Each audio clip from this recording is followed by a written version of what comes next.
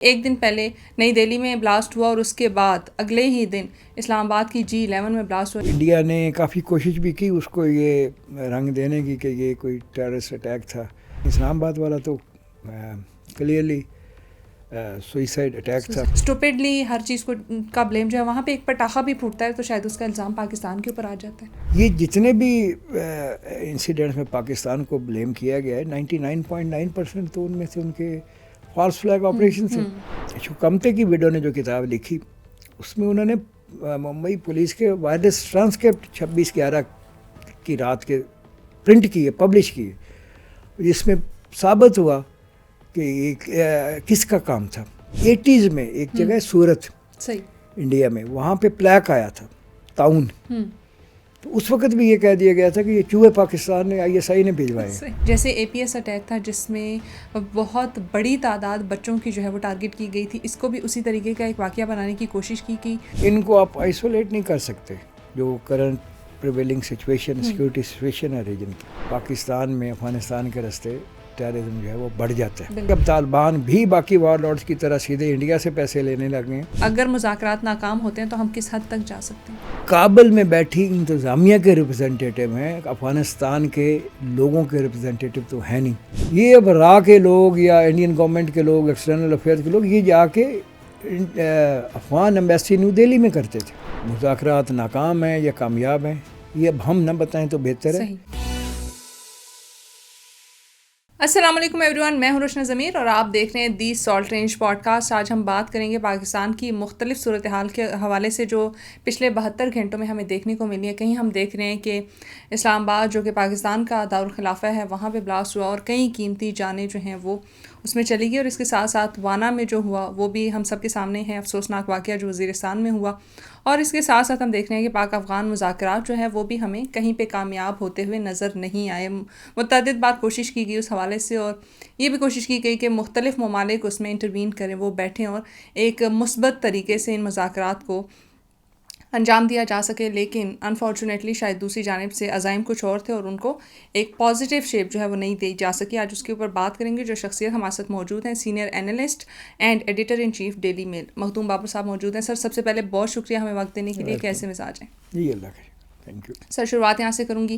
پہلا سوال جو کہ تمام تر سوشل میڈیا پہ بھی گردش کر رہا ہے اور جو میری طرح ہر پاکستانی کے دماغ میں وہ یہ ہے کہ ایک دن پہلے نئی دہلی میں بلاسٹ ہوا اور اس کے بعد اگلے ہی دن اسلام آباد کی G11 میں بلاسٹ ہوا جس میں کئی قیمتی جانیں جو ہیں وہ ہمیں کھونی پڑی. کو انسیڈنٹس تو لگ نہیں رہا, کیا لگتا ہے کہ اس کی کڑیاں کہیں اور جڑی ہوئی ہیں؟ جی بہت شکریہ. کو انسیڈنٹ تو یہ نہیں ہوتے, اور یہ ایک بڑے سالوں سے ایک پیٹرن تھا 80s سے آپ کہہ لیں. صحیح. کہ اگر انڈیا میں کہیں کچھ ہوتا تھا تو پھر وہ اس سے ملتا جلتا کوئی ٹیرر انسیڈنٹ یا سیبوٹیج انسیڈنٹ وہ پاکستان میں اگلے 24 سے 48 گھنٹوں میں ہوتا تھا.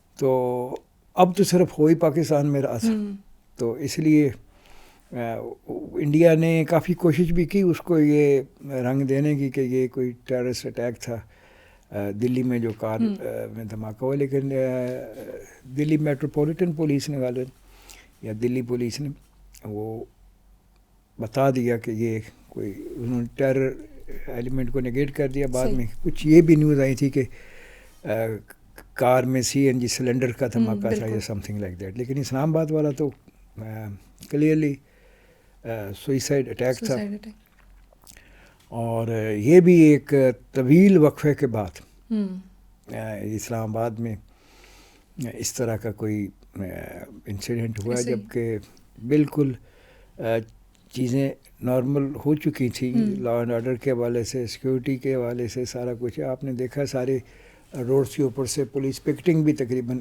ختم کر دی گئی تھی. لیکن یہ ایکسپیکٹڈ تھا, اور ایکسپیکٹڈ میرا خیال ہے دلی کی وجہ سے نہیں تھا. یہ ایکسپیکٹڈ اس لیے بھی تھا کہ ونس اگین ایک تو سری لنکن کرکٹ ٹیم یہاں پہ موجود تھی اسلام آباد میں, اور اس کے علاوہ کوئی 250 کے قریب انٹرنیشنل پارلیمنٹیرینز کے ڈیلیگیٹس یہاں پہ ایک انٹرنیشنل پارلیمنٹیرینز کانفرنس کے لیے آئے ہوئے ہیں. تو یہ اتنا بڑا ایونٹ, انٹرنیشنل ایونٹ یہ تھا. دوسرا کرکٹ ٹیم تھی, اور کرکٹ ٹیم بھی وہی جس پہ انڈیا پہلے بھی ایک ٹیرر اٹیک لاہور میں کروا چکا ہے، جس کے بعد پاکستان کی کرکٹ جو تھی وہ کئی سالوں تک بند رہی، پاکستان میں کوئی انٹرنیشنل ٹیم نہیں آئی. تو لیکن اس کے ساتھ ساتھ یہ بھی دیکھا جانا بہت ضروری ہے کہ یہ ایک حساب سے یہ ناکام اٹیک تھا، کیونکہ نہ تو اٹیکر کسی ریڈ زون یا اس طرح کی جگہ کے قریب پہنچ سکا، اور نہ ہی جو کورٹ کے باہر ہوا وہاں بھی وہ انٹری نہیں کسی بلڈنگ کے اندر لے پایا. اور ڈیسپریشن میں اب یہ تو فردر ڈیٹیلز آئیں گی تو پتہ چلے گا کہ اس کا ڈیٹونیٹر کسی اور کے ہاتھ میں تھا یا اس نے خود ہی ڈیٹونیٹ کیا. تو ڈیسپریشن میں باہر کھڑی ایک پولیس کی گاڑی کے پاس اس نے بلو اپ کیا خود کو، یا اس کو بلو اپ کر دیا گیا. تو دیکھنے کی یہی چیز ہے کہ پاکستان میں سیکیورٹی چیلنجز تو موجود ہیں، لیکن سیکیورٹی کو ہینڈل کرنے کی capacity Pakistani law enforcing agencies کی، پاکستانی پولیس کی اور انٹیلیجنس کلیکشن پاکستانی ایجنسیز کی، وہ اتنی امپروو ضرور ہو گئی ہے کہ یہ ایک کوئی بڑا سانحہ ہونے سے بچا لیا گیا. اور جو بھی دشمن کے عزائم تھے کہ اتنی بڑی یہ جو پارلیمنٹیرین کانفرنس ہے یا cricket team of Sri Lanka کی ہے ان کو ہراساں کیا جا سکے، تو اس سے بہت دور ہی یہ سب کچھ روک دیا گیا.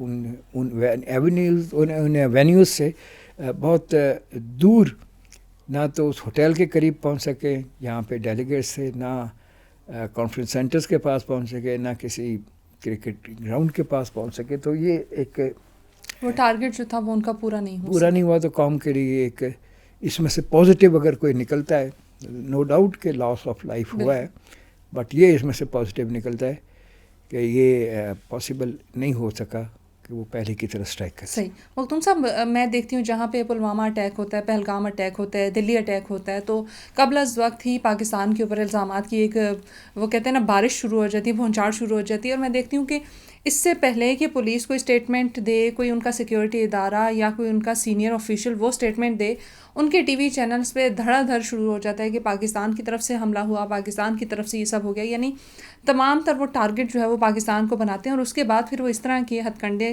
استعمال کرتے ہیں کہ پاکستان کو مختلف جگہوں پہ ٹارگٹ کرنے کی کوشش کرتے ہیں. کیا آپ کو نہیں لگتا کہ یہ روایت بن چکی ہے؟ اور وہ کہتے ہیں نا کہ بس اسٹوپڈلی ہر چیز کو کا بلیم جو ہے، وہاں پہ ایک پٹاخہ بھی پھوٹتا ہے تو شاید اس کا الزام پاکستان کے اوپر آ جاتا ہے. یہ بالکل صحیح کہا آپ نے، لیکن اس میں دیکھنا یہ ہے کہ جب آپ ایک انسیڈنٹ کو اسکرپٹ کرتے ہیں خود سے، پہلے اس کو ساری چیزیں اس کی پلاننگ کی جاتی ہے، تو ہی ممکن ہے نا کہ اتنی چیزیں آپ کے میڈیا کے پاس منٹوں کے اندر پہنچ گئی ہوں. یہ جتنے بھی انسیڈنٹس میں پاکستان کو بلیم کیا گیا ہے، 99.9% تو ان میں سے ان کے فالس فلیگ آپریشن تھے. ممبئی اٹیک جو ہے وہ آج بھی ہیمنت کرکرے کی ویڈو اور اشوک کامتے کی ویڈو، وہ دونوں کہتی ہیں انہوں نے کتابیں لکھ دی، ثابت کر دیا بکس لکھ کے کہ ہمارے یہ دونوں ڈی آئی جیز تھے، deputy inspector general of police تھے، بلکہ ایک ان میں سے ایڈیشنل آئی جی تھا، ایک ممبئی اینٹی ٹیرر اسکواڈ کے ہیڈ تھے، دوسرے ویسے بہت سینئر آفیسر تھے.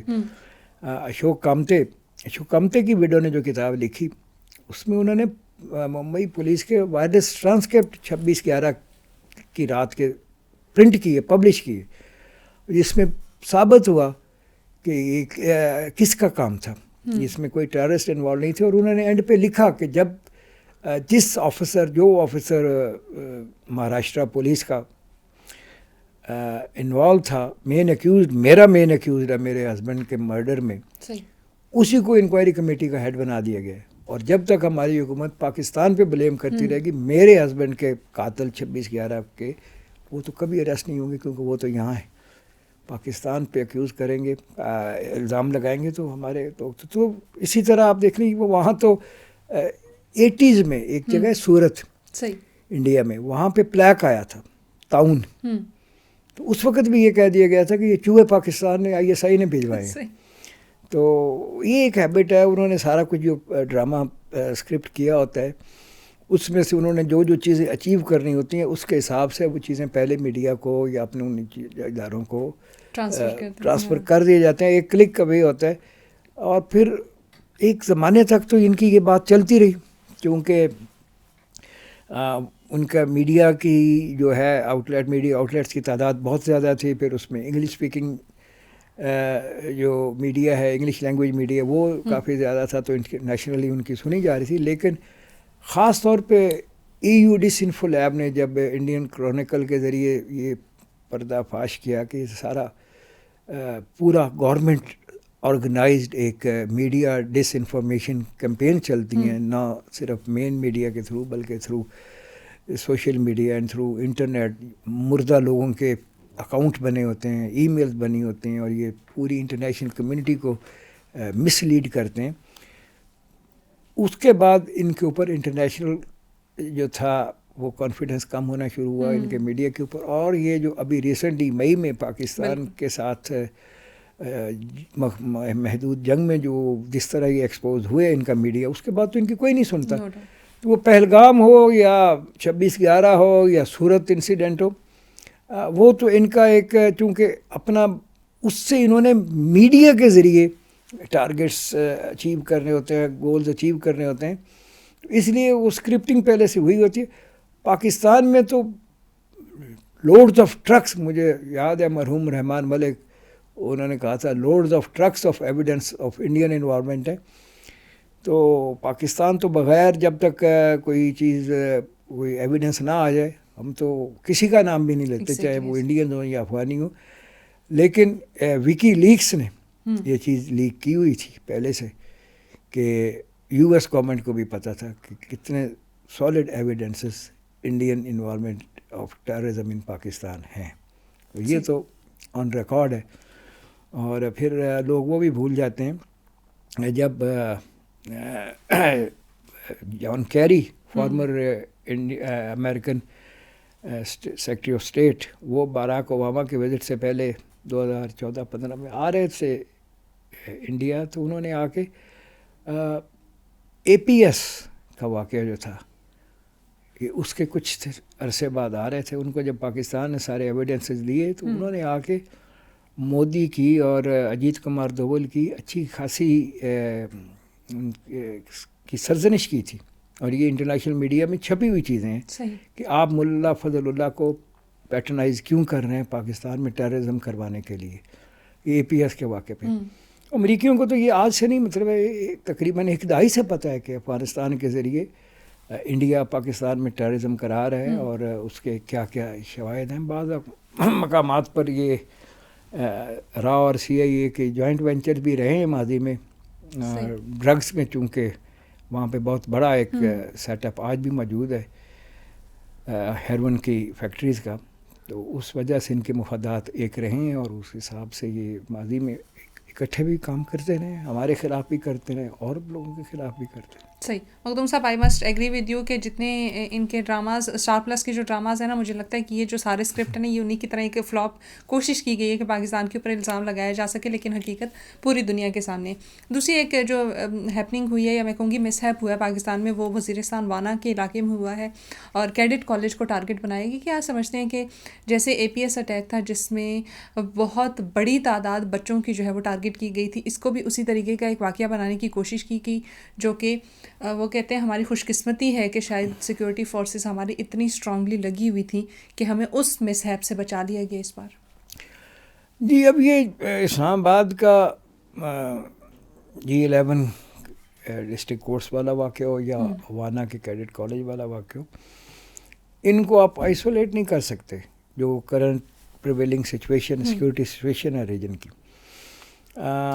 ایک طرف آپ دیکھیں کہ ملا متقی افغان رجیم کے فارن منسٹر، بالکل وہ دلی جاتے ہیں 6-7 دن کے دورے پہ، اور وہیں سے بیٹھ کے کچھ ایسی ان کو چیزیں، ان کو ایسے ٹاسک دیے جاتے ہیں کہ پاکستان میں افغانستان کے راستے ٹیررزم جو ہے وہ بڑھ جاتا ہے. بالکل. اور اتنا بڑھتا ہے کہ پاکستان کو پھر فارملی ملٹری رسپانس دینا پڑتا ہے. ان کی فورسز کی طرف سے بھی اٹیک شروع ہو جاتے ہیں، تو پاکستان کو وہ کرنا پڑا. اس کے بعد ہم یہ دیکھتے ہیں کہ دوحہ اور استنبول میں ڈائلاگ ارینج ہوتا ہے پاکستان نے جب اچھا خاصا جواب دے لیا اس کے بعد، اور اس میں بھی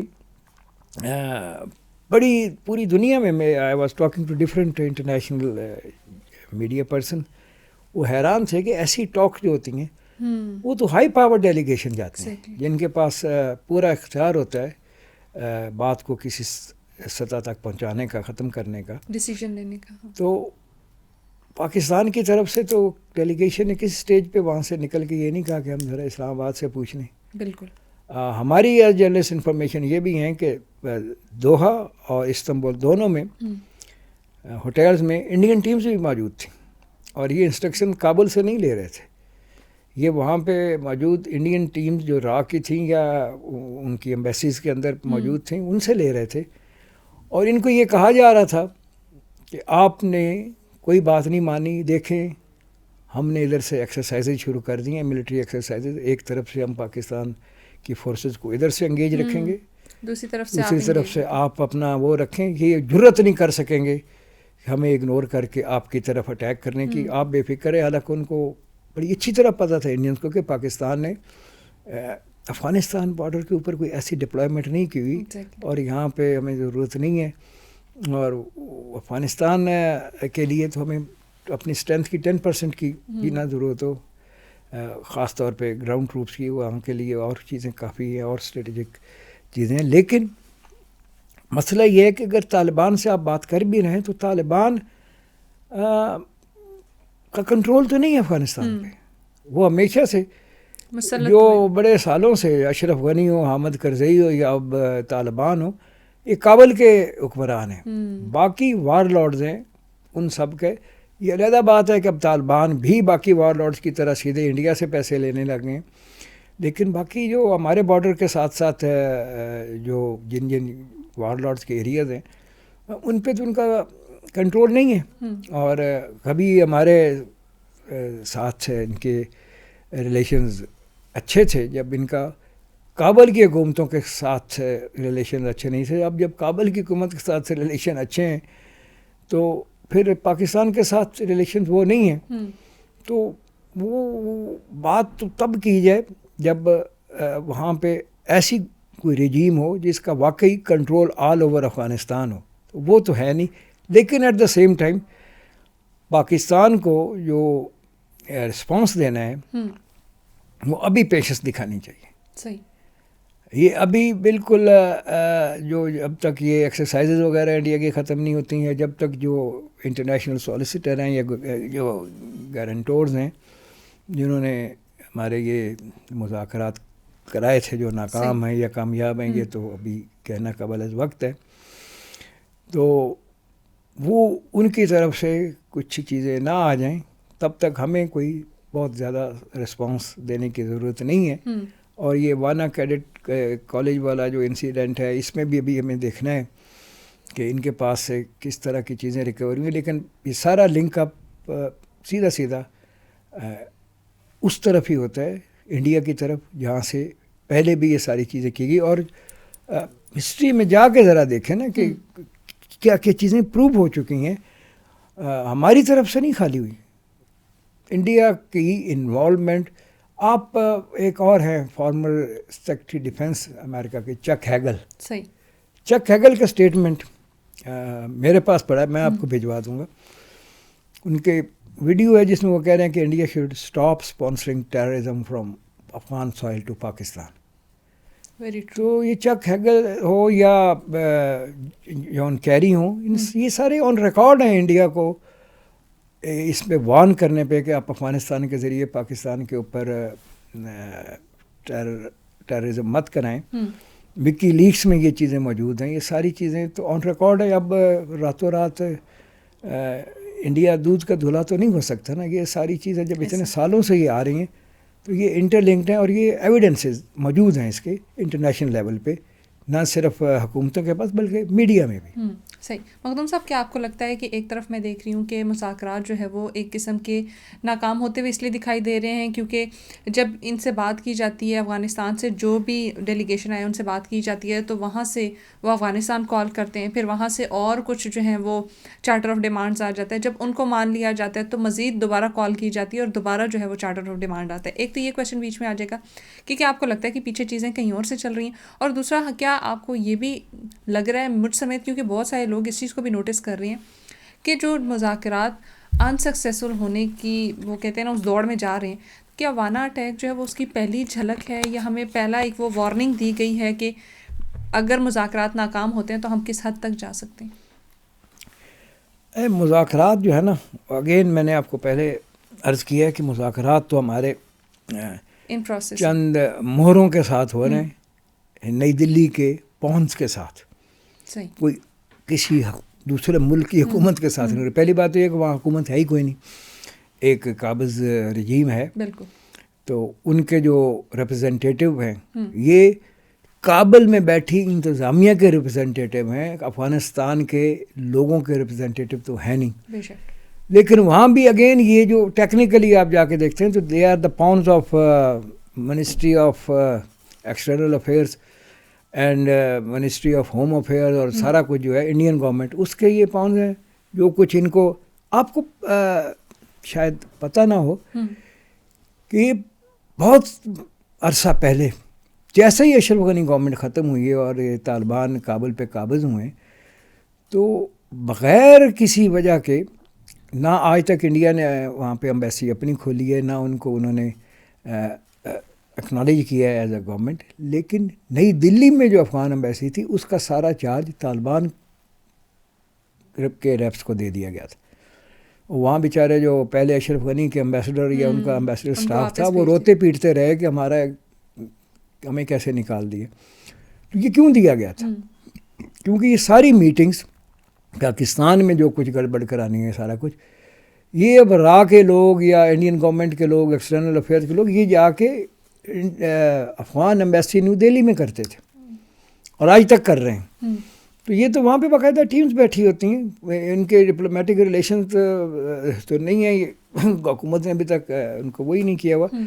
تو اس حد تک تو یہ لوگ سمجھتے ہیں کہ خاص پاکستان نے کچھ ایسا کر دیا جس سے ناراض ہو کے طالبان ادھر چلیں گے. وہ تو پیسے کے لیے کہیں بھی جائیں گے, اور یہ بہت پہلے کے انڈیا کے ساتھ یہ مل چکے تھے, اور it was just a matter of time کہ یہ ابھی جا کے وزٹ ہوا تو وہ باقاعدہ سامنے آ گئے, ورنہ ان کے تو ریلیشنز انڈر دی ٹیبل تو بڑے عرصے سے چل رہے تھے. اور یہی وجہ تھی کہ پاکستان کے اندر بجائے اس کے کہ طالبان رجیم آ جائے اور سارا ٹیررزم رک جائے, وہ ٹیررزم تو پاکستان کے اندر اور زیادہ بڑھ گیا, کیونکہ جو سورس تھی جو یہ سارا کچھ کروا رہی تھی وہ تو وہی تھی, نیو دلی تھا.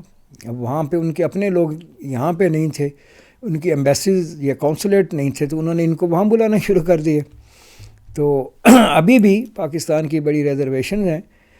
پاکستان کے انٹیریئر منسٹر غالباً ایران سے بھی ہو کے آئے ہیں, اور ہماری یہ ریزرویشنز ہیں کہ ان کو ایڈ اگر آتی ہے افغانستان کو, فوڈ ایڈ ہے یا کچھ اور ہے, وہ تو ٹھیک ہے, لیکن ویپنز نہ ایران نہ عمان کسی ملک سے ان کو کوئی ویپن نہیں ملنا چاہیے مزید. باقی تو ہمارے لیے ہمارے بھی بعض جذباتی لوگ ہیں, 40 سال ہم نے ان کو سر پہ بٹھا, اور اب کسی نے لکھا ہوا تھا کہ ایٹم بم مار دیں ان کو, تو ایسی بات نہیں ہے. لوگ ان کے معصوم ہیں, وہ یہاں بھی تھے. یہ اوپر کا جو ایک خاص گروہ ہے جو پیسے کے لیے کچھ بھی کرنے کو تیار ہے, جو آخر کار یہ ہمارے برادر اسلامی ملک کے لوگ ہیں, تو کہاں جانا ہے. بٹ یہ ہے کہ نپت اللہ جواب جو بھی ہے وہ ہمیں ذرا اپنے جو ثالثی کرانے والے ممالک تھے ان کے ساتھ اور باقیوں کے ساتھ مل کے اس کے بعد جو بھی طریقے سے ہینڈل کرنا ہے. بٹ یہ جو مذاکرات ناکام ہیں یا کامیاب ہیں, یہ اب ہم نہ بتائیں تو بہتر ہے. یہ افغان ایکشنز بتائیں, اور جو میڈییٹرز تھے ان کی کیلکولیشنز بتائیں. بالکل. پاکستان کی طرف سے بہت کوششیں کی گئی, اب کیا آگے صورتحال ہوتی ہے وہ ڈیپینڈ کرتا ہے. مخدوم بابر صاحب بہت شکریہ ہمیں وقت دینے کے لیے, ان اہم موضوعات کے اوپر روشنی ڈالنے کے لیے. TSR کے ایک نئی ایپیسوڈ کے ساتھ دوبارہ ملیں گے. ٹل دین مجھے, میری ٹیم کو اور بالخصوص پاکستان کو دعا میں یاد رکھیے گا. اللہ حافظ.